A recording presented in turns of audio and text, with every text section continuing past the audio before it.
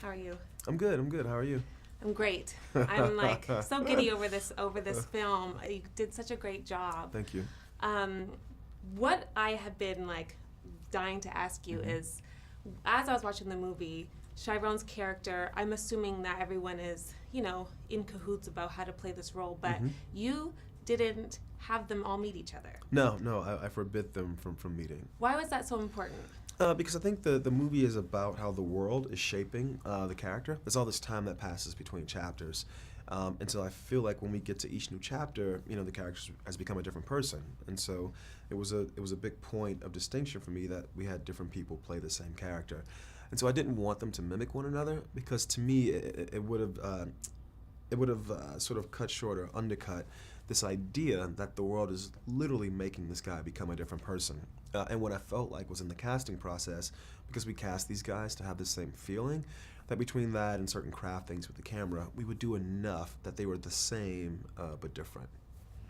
It worked very well. I was shocked to find that out. And then you filmed it in Miami, where you're from. Now, did a lot of memories come up for you filming, and did that end up in the movie? Yeah, I mean, it was both a blessing and a curse. I think the fact that that I knew the place, I knew these locations, I lived in these locations, allowed us to do, I think, some really interesting things in a very short time. 25 days is not a lot of days to make a movie, but when you're relying on literal memories, like these actual lived experiences, you kind of know like where to put the camera, or how to go to this beach and put the camera in this level of the water and things like that. The flip side of it was, when Naomi Harris showed up to play the character Paula, who's essentially based on this composite of my mom and Terrell's mom, and you're in these actual projects, it's like, it's make-believe, but it's not make-believe. Yes. You don't have to make a lot to believe it. It's kind of what ended up happening. And so it was just a very visceral, cathartic, out-of-body experience. Yeah. Very therapeutic, I'm assuming? It was, and I'm not a person who tries to use work that way, to utilize the work that way.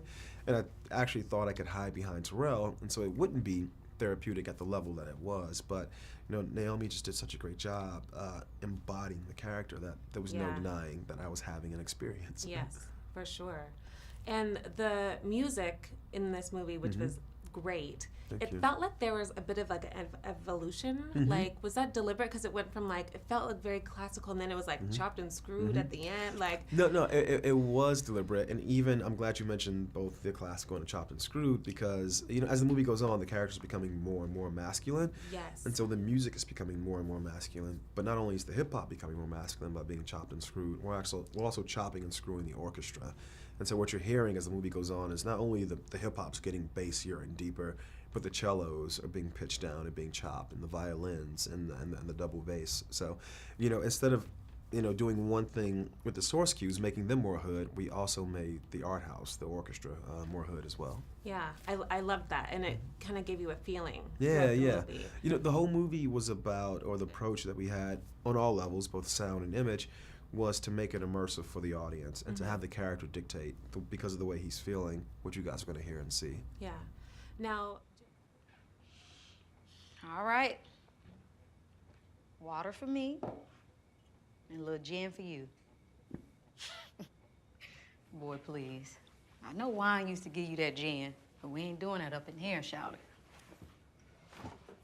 You don't think my joke was funny?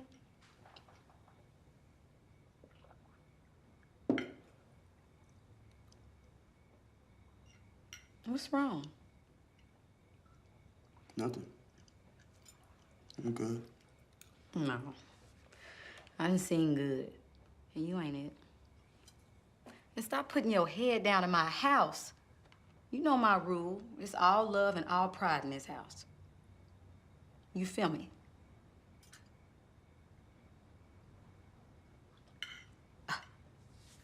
I can't hear you.